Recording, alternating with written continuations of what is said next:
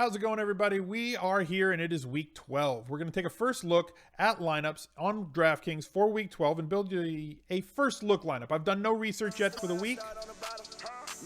J Rogers 617, 5 months in a row in the VIP.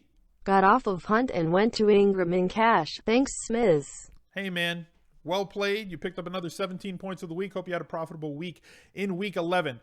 If you guys are watching this on YouTube, let's see if we can get 500 likes on this video. That's would be greatly appreciated. It would be a new record for the channel. And if you haven't already, please click that subscribe button. Let's take a look real quick at the DraftKings slate. We have, what do we have on here? 1, 2, 3, 4, 5, 6, 7, 8, 9, 10, 11 games on the Sunday slate. Pretty full slate, even considering that there's a Thanksgiving slate that comes before. If you're watching this before Thursday, we did do a first look lineup for the Thanksgiving slate, so please be sure to check that video out as well. So let's take a look at this slate. At quarterback, I typically like to pay down. I want to pay somewhere under 6K for my quarterback, if at all possible. And most weeks it is possible. So while guys like Wentz are going to be a great play for tournaments, and Brady, massive favorite and a good play in the tournaments, Jared Goff has been good. I'm going to have to dig more into New Orleans and see if they still have that injury to Lattimore. I think if Lattimore's out, Goff becomes more intriguing than he is right now. Cam Newton against the Jets, probably not going to go there, but I get it. Alex Smith, bounce back week against Buffalo, possible. Although I think that we're going to look somewhere else in Buffalo if we're going to attack. Mariota at 6,300. It goes over my 6K range, but against Indy, who gives up a ton of deep passes and a really high percentage of deep pass completions, I think is cash game viable. Might be a route that we go. Let's just hold him for now. Derek Carr, somebody I'm not really playing. Tyrod Taylor getting back into the starting lineup at halftime of that game after Mr. Peterman just failed miserably in the first half. Against KC's pass defense, which has been rough, I think he's in play. Fitzpatrick against Atlanta, probably not going to go back to the well for a third straight week. Where's the other play here? Matt Moore. If Cutler is still concussed, and we're going to have to wait for all the practice reports throughout the week. He didn't do anything to lose the job. No, that's what the latest report shows. But if he's concussed, Matt Moore is a very viable backup, and it's going to change a couple of things on the slate. Came in relief, and at 282, at 4,800, I think that he makes for a really good play this week against New England, who has been good recently. But if they have to chase and in division, that's going to be the route that I'm going to want to get to. So let's assume that Cutler is concussed for this slate, and let's move with him. Right? Let's just go there. We still have, against Tampa Bay, we still have Tevin Coleman as the starter going into Monday night, which we haven't played yet. It is Monday morning at 10:30 Pacific time right now as I'm recording this. So as I said, I've done no research. I've basically kind of looked at totals and implied team totals and spreads and stuff like that, but I've done no research for this slate. We know that Devonta Freeman is concussed and is going to miss Monday night. If he indeed has to miss the next week, Tevin Coleman gets a nod there again as the lead back. Kamara, 7,900 now. Can we pay for Kamara? Because, essentially, if you just locked Ingram and Kamara each of the last 5 weeks, you would have just rolled every single week. Against the Rams, they might have to utilize him a ton. They definitely had to use him more in the passing game as they were behind in this game. When they get ahead, he doesn't get as much run in the passing game. He gets more on the ground. When they're behind, as they were here against Washington, 9 targets, right? Scored a touchdown that tied the game, 74 yards. 100+ yards from scrimmage. He's just been in double digits every week since week 3? But now he's priced up where we need him to score over 20. Double digits is no longer okay at 7,900. You need a realistic shot at 20 points. Mark Ingram would still be my preferred back based on him having all of the goal line duties if they're playing from ahead, which I don't know that they're going to do in Los Angeles. But if I was going to choose between the two, I've been on Ingram over Kamara pretty much all the time because of projected volume. I still think that that's probably the way to go. Gurley against New Orleans. I will play Rams when they're playing bottom half defenses. I don't want to play the Rams against top half defenses. I think New Orleans without Lattimore is a bottom half defense. We're going to have to wait to see if that's the route that they go. McCaffrey, since the trade, Since they traded Benjamin, look at these targets. You're essentially paying for a wide receiver who also gets carries, has 2 touchdowns on the ground in the last couple of weeks. I think he's interesting. Don't know that he's a core cash game play. Kareem Hunt against Buffalo. Buffalo's been horrendous against the run. If we're going to get back on, this would be the week that I want to do it with Kareem Hunt. Has not had very many opportunities.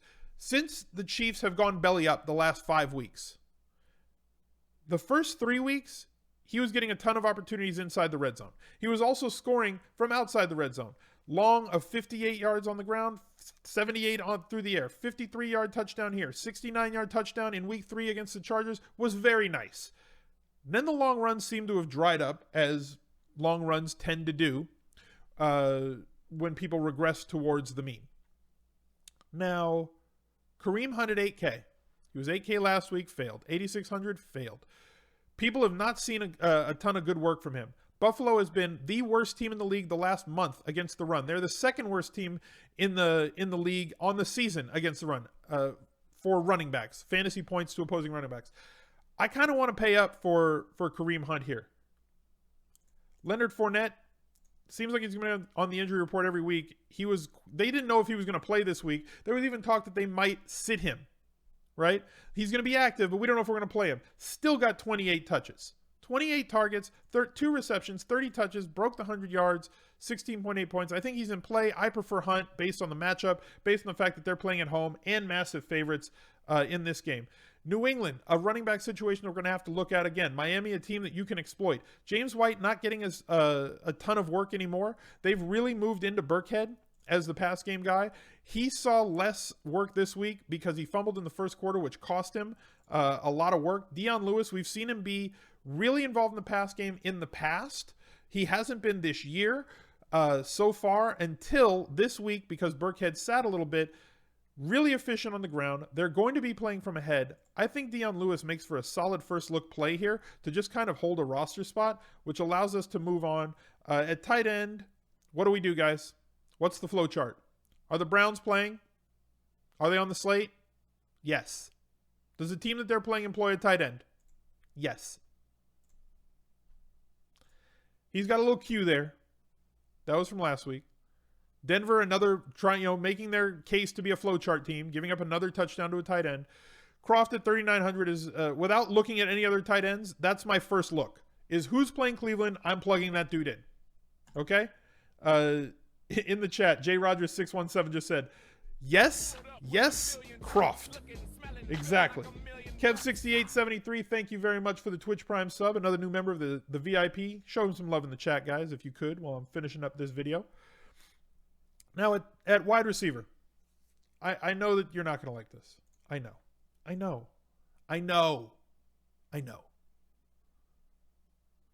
But like a moth to a flame, I'm always going to be drawn to Julio Jones. He's just too talented. He has not caught any touchdowns. His price is down to 7,700. Like, we're not going to get him cheaper. That's all I'm saying. AJ Green against Cleveland, I think, is also in play. Just a beast. At Tennessee, at Jacksonville, at Denver. Now he gets Cleveland. Somebody we're going to have to consider. I would probably prefer AJ Green to Julio Jones. Motown Dan, thank you very much for the Twitch Prime sub. Appreciate you. I would probably prefer AJ Green to Julio Jones because I can get exposure to this Atlanta passing game in other ways. So I can go AJ Green here. I can get exposure to the Atlanta passing game. And Atlanta, 8.5 point favorites. They don't know what the total is in that game yet because they don't know if Jameis is going to play or not. But we can get exposure to this passing game with Sanu. Second on the team in red zone looks. Really converting them pretty well. Much lower floor than Julio Jones. Accept that, right? Like, I don't know why everybody's so excited about Sanu but so down on Julio Jones, but, whatever. Just kind of what it is. I want to attack Tampa Bay with the pass. I think that Sanu, at a value at 2,500 less, allows us to pay up somewhere else. I'm fine going that direction, especially in a first look lineup. Cooks against Miami might be something we have to look at again. We did it last week. SBO Lomo. Thank you very much for the Twitch Prime sub. Give him Kermo the Frog. Spam Kermo the Frog in the chat. Kermo the non-copyrighted frog. Brandon Cook's somebody that we do have to look at again this week, especially if Hogan is out. If Hogan's still out, he's intriguing to me. Jarvis Landry every week. 11 targets, 10 targets, 7 targets, 12 targets, 11 targets. But if Matt Moore is the quarterback, the guy who sees the biggest bump is Kenny Stills. I know he's coming off of a huge week, and that's what I don't like. I don't like that Kenny Stills is coming off a huge week because more people are likely to get at Kenny Stills this week. Just because they're going to look at that game log and say, oh, look, he had 180 yards on 8 targets. Kenny Stills' target percentage, market share of targets for Miami when Matt Moore is the quarterback goes up by like 10%. He goes from like 12% to like 23%. Matt Moore just seems to like Kenny Stills and throws it his direction. Assuming that Matt Moore is going to be the quarterback, assuming that Cutler is still in the concussion protocol, I'm going to want to have some Kenny Stills in my lineup. Let's plug in a 3K defense just because that's what we do on these first look lineups. Raiders against Denver? Sure. Give me some exposure to Wotweiler. But if I go down to 2,800, I could have Julio Jones too. Kelsey against Buffalo, somebody is interesting. Brandon Cooks, 7,100. We could even dial up that defense a little bit more. Baldwin against San Francisco. Probably a look that we wanted, something that we're going to want to take a look at here as well. Doug Baldwin getting just solid work, consistent work. 5 targets against, 6 targets against Arizona. Probably going to be a low for him. Upside here in this game. Upside against San Francisco.